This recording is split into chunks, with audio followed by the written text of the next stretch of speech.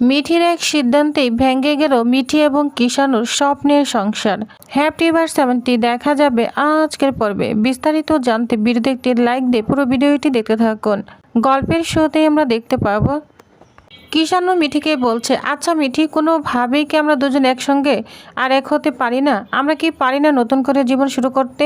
এদিকে যা শুনে ঘরের সবাই তো চুপ হয়ে যায়। মিঠি কিছুক্ষণ কিষাণুর দিকে তাকিয়ে থাকে, তারপর শান্ত গলায় বলতে থাকে, না কিষাণু, সেটার কখনোই সম্ভব নয়। কিষাণু অবাক হয়ে তাকিয়ে থাকে। মিঠি আবার বলতে শুরু করে, আজ তোমার মনে হচ্ছে তুমি আমাকে নিয়ে চলে যেতে চাও, কিন্তু 1 মাস পর যদি আবার কোনো ঘটনা ঘটে, তখন কি তুমি আমাকে বিশ্বাস করবে না? অবিশ্বাসী তো করবে, তাই না? যা শুনে কিষাণু একদম চুপ হয়ে যায়। মিঠি আবারও কঠিন গলায় বলতে থাকে, বলতে পারবে কিষাণু, তুমি কি এমন কোনো গ্যারান্টি দিতে পারবে যে ভবিষ্যতে তুমি আমাকে আর কখনোই ভুল বুঝবে না? তুমি কি এই সম্পর্কের দায়িত্ব নিতে পারবে?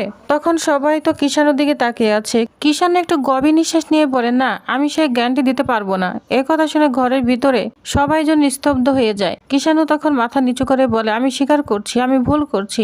আমি বুঝতে পেরেছি আমি মিঠি খুব অন্যায়ভাবে কষ্ট দিয়েছি, কিন্তু ভবিষ্যতে যদি আবার কোনো কিছু শুনি, হয়তো আমি আবার রিয়াক্ট করে ফেলতে পারি। আমি তো মানুষ, আমার ভুল হতেই পারে। এটা বলে কিষাণুর চোখে জল চলে আসে। তারপর বলতে থাকে, কিন্তু একটা কথা তো সত্যি, আমি মিঠিকে খুব ভালোবাসি। আমি সত্যি মিঠির সঙ্গে সারা জীবন কাটাতে চেয়েছিলাম, তাই আমি ওকে আবার ফিরে নিয়ে যেতে চাই। প্লিজ মিঠি, আমাকে একটা সুযোগ দাও। কিষাণুর কথা শেষ হতে না হতেই বাবিল রেগে উঠে বলে, শুনো কিষাণু, আমার বোন কিন্তু খেলনা নয়। তুমি ওকে বিয়ে করে বাড়ি নিয়ে গেলে, তারপর আবার অপমান করে বাড়িতে ফেরত পাঠিয়ে দিলে। ওর জন্য এটা কত বড় অপমান তুমি বুঝতে পারছো? এরপর বুবলাই গম্ভীর গলায় বলে, আরেকটা কথা শুনে রাখো কিষাণু, আমার বোন তোমাকে কখনো বিয়ে করতে বলেনি। তুমি ওকে প্রপোজ করেছিলে, তুমি ওকে বিয়ে করতে চেয়েছিলে। কিষাণু তখন মাথা নেড়ে বলে, হ্যাঁ, এটা সত্যি। আমি মিঠিকে বিয়ের জন্য খুব ডেসপারেট হয়ে গিয়েছিলাম। আমি ওকে খুব ভালোবাসতাম, আর আমি আমার ভুল বুঝে ওকে বাড়ি পাঠিয়ে দিয়েছি। সব আমার দোষ। ঘরের ভিতর তখন যার নীরবতা নেমে আসে। বুবলাই আবার বলতে থাকে, তুমি নিজেই বিয়ে করলে, অপমান করে ফেরত পাঠালে। এটা আমার বোনের জন্য কতটা অসম্মানের সেটা তুমি বুঝতে পারো? ঠিক তখনই বর্ষা বলে, আমি জানি তোমাদের কথার মধ্যে আমার কথা বলা ঠিক নয়, তবে একটা কথা বলতে চাই, মেয়েটা যখন যেতে চাচ্ছে না, তাহলে ওকে জোর করে নিয়ে যাওয়ার তো কোনো মানে হয় না। আমার মনে হয় মিঠির সিদ্ধান্তটাই মেনে নেওয়া উচিত। কিন্তু বর্ষার কথা শেষ হতে না হতে কিষাণু রেগে ওঠে, বলছে, দয়া করে আপনি আমাদের মাঝখানে কোনো কথা বলবেন না। যা শুনে সবাই তো অবাক হয়ে যায়। কিষাণু আবার কঠিন গলায় বলে, আমার আর মিঠি সংসার ভেঙে যাওয়ার জন্য সবচেয়ে বেশি দায়ী আপনি। এই ভুল বোঝাবুঝিটি আপনার জন্যই তৈরি হয়েছে। বর্ষা তো হতভম্ব হয়ে বুবলার দিকে তাকিয়ে থাকে। বুবলাই বর্ষাকে চুপ থাকতে ইশারা করে। কিষাণু আবার বলে, আমার কাছে হয়তো কোনো প্রমাণ নেই, কিন্তু আমি নিশ্চিত আপনি সেই রিপোর্টটা আমাদের বাড়িতে পাঠিয়েছিলেন, যার কারণে আমার আর মিঠির মধ্যে ভুল বোঝাবুঝি তৈরি হয়েছে। এ কথা শুনে ঘরের সবাই তো হতভম্ব হয়ে যায়। ঠিক তখনই ঠাম্মি ধীরে ধীরে বলে, ঠিক বলছো কিষাণু, আমরাও মনে করি বর্ষা এই কাজটাই করেছে, কিন্তু আমাদের কাছে কোনো প্রমাণ নেই। এরপর বুবলাই কিষাণুর দিকে তাকিয়ে বলে, ঠিক আছে, ধরে নিলাম বর্ষাই শয়তানিটা করেছে, কিন্তু তুমি কি করছো কিষাণু? তুমি তো নিজের স্ত্রীকে বিশ্বাসই করোনি। তুমি যদি ওইভাবে রিয়াক্ট না করতে, তাহলে বর্ষার এই চক্রান্ত কখনোই সফল হতো না। কিষাণু তখন মাথা নিচু করে বলে, আপনি ঠিক বলেছেন বুবলাইদা, আমি ফাঁদে পা দিয়েছিলাম। আমি মিঠিকে ভুল বুঝেছি, কিন্তু বিশ্বাস করুন, আমি সত্যি মিঠিকে ভালোবেসে বিয়েটা করেছিলাম। তারপর কিষাণু মিঠির সামনে গিয়ে দাঁড়ায়, বলছে, মিঠি প্লিজ আমাকে ক্ষমা করে দাও, আমাকে আরেকটা সুযোগ দাও। তুমি কেন কিছু বলছো না? কিষাণু এবার নতুন দিকে তাকিয়ে বলে, স্যার আপনি কিছু বলুন। নতুন তখন শান্ত গলায় বলে, আমি কি বলবো কিষাণু, তোমরা দুজন যে সিদ্ধান্ত নিবে আমরা সেই সিদ্ধান্তটাই মেনে নিব। তোমরা যদি একসঙ্গে থাকতে চাও আমরা বাধা দিব না, আর যদি আলাদা থাকতে চাও তাতেও আমাদের আপত্তি নেই। শেষ চেষ্টা হিসাবে কিষাণু কমলের দিকে তাকায়। আন্টি আপনি কিছু বলুন না, আপনি প্লিজ মিঠিকে বোঝান। কমলি তখন দীর্ঘ নিঃশ্বাস ফেলে বলে, কিষাণু, তুমি যখন আমার মেয়েকে অপমান করেছিলে তখন কি আমার সঙ্গে একবারও কথা বলেছিলে? বলনি তো, তাহলে আমি এখন কি বলবো? কিষাণু তখন অসহায়ের মতো চারিদিকে তাকিয়ে থাকে আর বলতে থাকে, আমি বুঝতে পারছি আপনারা সবাই চান মিঠি আমার কাছে ফিরে না যাক। নতুন তখন বলে, আমার চাওয়ার কিছু হবে না, মিঠি যা চাইবে তাই হবে। সবাই মিঠির দিকে তাকিয়ে থাকে। মিঠি ধীরে ধীরে মাথা তুলে কিষাণুর দিকে তাকিয়ে বলে, শোনো কিষাণু, আমি চাই না আমরা আবারও এক হই, আমাদের আলাদা থাকাই ভালো। যা শুনে কিষাণু কষ্ট নিয়ে অবাক হয়ে তাকিয়ে থাকে। মিঠি আবারও বলতে থাকে, কারণ আজকে যে ঘটনাটা ঘটেছে, এটা যে ভবিষ্যতে কখনো ঘটবে না তার কোনো নিশ্চয়তা নেই। যা শুনে সবাই চুপ হয়ে যায়।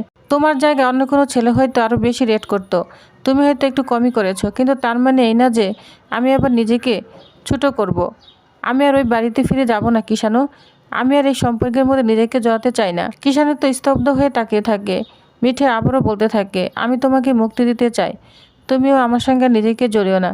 তুমি তোমার মতো করে ভালো থাকো, আর আমাকে আমার মতো করে ভালো থাকতে দাও। এটা বলে মিঠির চোখে জল চলে আসে। মিঠি আবারও বলতে থাকে, আমি যদি এখন ওই বাড়িতে ফিরে যাই তাহলে আমার কনফিডেন্স একেবারেই ভেঙে যাবে, আর সেদিনের জন্য আমি নিজেকে কোনোদিন ক্ষমা করতে পারবো না।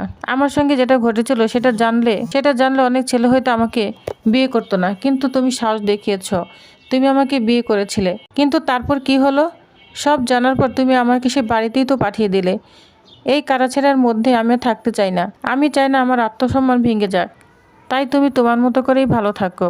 যা শুনে কিষাণু অনেকক্ষণ নীরব হয়ে যায়। তারপর বলতে থাকে, বেশ, তুমি যদি না যেতে চাও তাহলে আমি আর তোমাকে জোর করব না। যা শুনে কিষাণুর বাবা বলে, দেখো মিঠিমা, তোমরা তো স্বামী স্ত্রী, তোমাদের বিয়েটা তো এখনো আছে। কিষাণু চাইলে তোমাকে নিয়ে যেতেই পারে। মিঠি তখন বলে, হ্যাঁ বিয়েটা আছে, কিন্তু খুব তাড়াতাড়ি আর থাকবে না, আমাদের ডিভোর্স হয়ে যাবে। যা শুনে তো সবাই অবাক হয়ে যায়। কিষাণুর বাবা অনুরোধ করে বলে, প্লিজ মা এমন কথা বলো না। মিঠি তখন বলে, আমি আমার সিদ্ধান্ত নিতে জানি। আমি আমার জীবনটা নিজে সাজিয়ে নিব। আপনার ছেলেকে আমি খুব তাড়াতাড়ি মুক্তি দিয়ে দিব। ঠিক তখনই কৃষ্ণকরি বলে, দেখো মিঠি, আমার ভাই যে কষ্টটা পাচ্ছে, সে যদি সেই কষ্ট নিজেকে কোনো ক্ষতি করে ফেলে তখন তুমি নিজেকে ক্ষমা করতে পারবে? মিঠির চোখে তখন আবারও জল চলে আসে। মিঠি তখন বলে, আজকে যে কষ্টটা আমি পাচ্ছি সে কি আপনারা কেউ বুঝতে পেরেছেন? কেউ কোনো উত্তর দিতে পারে না। সব ঠিক হয়ে যাবে, এসব নিয়ে আর ভাববেন না। তারপর কিষাণুর দিকে তাকিয়ে বলে, তুমি যত তাড়াতাড়ি সম্ভব ডিভোর্স দিয়ে দাও। কিষাণু তখন চুপ থেকে বলে, মিঠি, আমাদের বিয়ে হয়েছে কাল, আজকে ডিভোর্সের কথা আমি বলতে চাই না। মিঠি অবাক হয়ে বলে, কেন? কিষাণু তখন বলে, কারণ আমাদের বিয়েটা ঠিক মতো শুরুই হলো না। তুমি যদি ডিভোর্স চাও আমি অবশ্যই তোমাকে ডিভোর্স দিব। সবাই তো অবাক হয়ে তাদের কথা শুনছে। কিষাণু আবারও বলতে থাকে, তুমি যদি অন্য কারোর সঙ্গে নতুন করে জীবন শুরু করতে চাও আমি তোমাকে আটকাবো না। তোমাকে সেই অনুমতি আমি দিলাম, কিন্তু একটা কথা মনে রাখবে, আমি সারা জীবন তোমার বন্ধু হয়ে থাকবো। তোমার যে কোনো বিপদ আমি ডাকলে আমি চলে আসব, কিন্তু তোমার জায়গাটা আমি কাউকে দিতে পারবো না। আমার জীবনে আর কেউ তোমার জায়গায় আসবে না। মিঠি বলল, হ্যাঁ, আমাদের আলাদা থাকাটাই ভালো। কিষাণু তখন বলে, আমি বুঝেছি, তুমি আমার সঙ্গে যাবে না। তাহলে ভালো থেকো মিঠি। আমার অন্যায়ের জন্য শাস্তি পাওয়া দরকার। আমি অনেক বড় ভুল করেছি। এই বলে কিষাণু ধীরে ধীরে সেখান থেকে চলে যায়। কিষাণুর সঙ্গে তার বাবা মাও চলে যায়। আর ঠিক তখনই মিঠি ভেঙে পড়ে চিৎকার করে কান্না করতে থাকে। কাঁদতে কাঁদতে নতুনকে জড়িয়ে ধরে বলে, আজকে আমাকে কান্না করতে দাও, আমি আর সহ্য করতে পারছি না। মিঠির কান্না দেখে সবার চোখে জল চলে আসে। শান্ত করার চেষ্টা করে আর বলতে থাকে, মিঠিমা, কান্না করিস না। মিঠি বল, আজকে আমাকে কান্না করতে দাও নতুন কাকু, আজকে অন্তত আমাকে কান্না করতে দাও। তারপর সে নতুনের বউকে মুখ লুকিয়ে কান্না করতে থাকে। অন্যদিকে দেখা যায় কমলিনী একা বসে আছে। ঠিক তখনই নতুন ঘরে ঢুকে বলে, কমলিনী, এখানে বসে আছো? কমলিনী তখন বলে, কেন, আমি কি ঘরে বসে থাকতে পারি না? নতুন তখন বলে, আমি সেটা বলিনি, আজকে তোমার মিঠির কাছে থাকা দরকার ছিল। ও একা আছে, এই সময় তোমার পাশে থাকা দরকার। কমলিনী বলে, আমার মনে হয়েছে ওর একটু একা থাকা দরকার। নতুন তখন বলে, কুর্চি তোর পিসিমা, কিন্তু তুমি তো ওর মা, তোমার দেওয়া ভরসাটা অনেককে দিতে পারবে না। কমলিনী রেগে গিয়ে বলে, হাত জোর করে বলছি, এসব কথা না বলো না, আমি এখন শুনতে চাই না। তুমি কি চাচ্ছ, আমি এই ঘর ছেড়ে চলে যাই? নতুন তখন বলে, কি বলছো তুমি কমলিনী? আমি তোমাকে এটা বলতে চাইনি, আমি বলতে চাচ্ছি আজকে তোমার মিঠির পাশে থাকার দরকার ছিল। মেয়েটার পরিস্থিতিটা তুমি বুঝতে পারছো না কমলিনী? ওর তো সবে বিয়ে হয়েছে, আর এখন এরকম একটা ঘটনা, এই সময় ওর কাছে না মা থাকাই জরুরি। কমলিনী তখন বলে, হ্যাঁ আমি ওর মা, কিন্তু আমার মনে হয়েছে মিঠির একটু একা থাকা দরকার, সেজন্য ওকে একা থাকতে দিয়েছি। আর শোনো, আমি যখন ওর মা তখন সব সামলাতে পারবো, তোমার এত চিন্তা করার দরকার নেই। তোমার হয়তো এখন আমার সঙ্গে থাকতে ভালো লাগছে না, তাই তুমি আমাকে মিঠির কাছে পাঠাতে চাচ্ছ, তাই তো? নতুন অবাক হয়ে তাকিয়ে থাকে। কমলিনী আবারও বলতে থাকে, আসলে আমাদের সম্পর্কটা তো আর আগের মতো নেই, সবকিছু যেন উলটপালট হয়ে গিয়েছে। নতুন তখন একটা গভীর নিঃশ্বাস নিয়ে বলে, কমলিনী, আগে তো আমাদের মধ্যে এমন ভুল বোঝাবুঝি কখনোই হয়নি, তাহলে এখন হঠাৎ কেন হচ্ছে? আমি কি বদলে যাচ্ছি নাকি তুমি বদলে যাচ্ছ? কিছুই তো বুঝতে পারছি না। কমলিনী তখন বলে, সব তো আমার দোষ, আমার জন্য এসব হচ্ছে। নতুন তখন বলে, আমি তো বলিনি সব তোমার দোষ, আমি শুধু জানতে চাচ্ছি কেন এমন হচ্ছে। কমলিনী তখন বলে, জানি না, হয়তো সময় পাল্টে গিয়েছে, আগে তো এমন হওয়ার কথা ছিল না, কিন্তু ধীরে ধীরে সবকিছু বদলে যাচ্ছে। চলো এবার শুয়ে পড়ো। দুজনেই খাটে গিয়ে বসে কিছুক্ষণ চুপ থাকার পর কমলিনী বলে, তোমরা কবে যাচ্ছ? নতুন অবাক হয়ে বলে, এখন কি কোথাও যাওয়ার মতো পরিস্থিতি আছে? কমলিনী বলে, তুমি তো ঘুরতে যাচ্ছিলে না, কাজে যাচ্ছিলে। নতুন মাথা নাড়িয়ে বলে, হ্যাঁ, এখন কি কাজ করার মতো অবস্থা আছে বলো? কমলিনী তখন বলে, দেখো, এই পরিস্থিতির জন্য নিজের কাজকে অবহেলা করো না। আমি চাই না আমার মেয়ের জন্য তোমার কাজে কোনো ক্ষতি হোক, আমি কোনোদিনই সেটা চাইনি আর চাইবও না। নতুন তখন বলে, মিঠির জীবনে এত বড় একটা ঘটনা ঘটে গিয়েছে, আর আমি কিনা কাজে চলে যাবো, এটা কি সম্ভব? কমলিনী তখন বলে, আমি তোর মামি আছি। নতুন তখন একটু আবেগ নিয়ে বলে, তুমি যতই বলো না কেন, মিঠি আমার নতুন কাকু বলে, আমি ওকে নিজের মেয়ের মতোই দেখেছি। কমলিনী তখন বলে, ওই তো মেয়ের মতোই বললে, মেয়ে তো আর হতে পারলো না, তাই না? এই কথা শুনে নতুন চমকে যায়, তার চোখে যেন একটা কষ্ট স্পষ্ট ফুটে ওঠে। নতুন তখন ধীরে ধীরে বলে, কমলিনী, আমি কি কোনোদিন ওদের বাবা হতে পারবো না? কমলিনী বলে, ওটা তো তুমি নিজেই ভাবছো, তুমি কখনো ওদের নিজের সন্তান ভাবনি, সন্তানের মতো মানুষ করেছ। নতুন তখন বলে, ছোটবেলা থেকে আমি ওকে নিজের মেয়ের মতোই মানুষ করেছি, কোনোদিন ওকে পর ভাবিনি। এটা বলে নতুনের চোখে জল চলে আসে, আর বলে, তুমি এমন কথা বলতে পারলে? আজকে আমার মেয়ের জীবনে একটা ঘটনা ঘটে গিয়েছে, আর আমার মনে হচ্ছে এর জন্য আমিই দায়ী। কমলিনী যা শুনে অবাক হয়ে তাকায়। নতুন তখন বলে, কিষাণু তো আমার ছাত্র ছিল, আমি ওকে এতটা ভুল চিনলাম? আমার জন্যই যেন আমার মেয়ের জীবনটা নষ্ট হয়ে গেল। আমার সঙ্গে যদি কিষাণুর পরিচয় না হতো, তাহলে হয়তো আজকের এই পরিস্থিতি হতো না।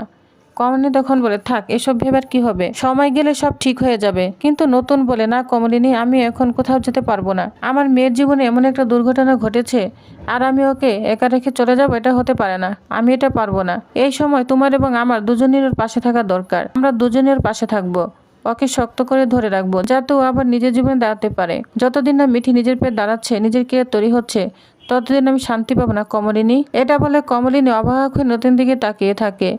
তো ভিউয়ার্স, তাহলে আপনাদের কি মনে হচ্ছে, মিঠি কি ঠিক সিদ্ধান্ত নিয়েছে, নাকি কিষাণুকে আরেকটা সুযোগ দেওয়া উচিত ছিল? অবশ্যই কমেন্ট করে জানাবেন। আর এরকম ইমোশনাল গল্প পেতে ভিডিওটা লাইক করতে ভুলবেন না, এবং পরবর্তী আপডেটটি জানতে অবশ্যই আমার সাথেই থাকুন। ধন্যবাদ।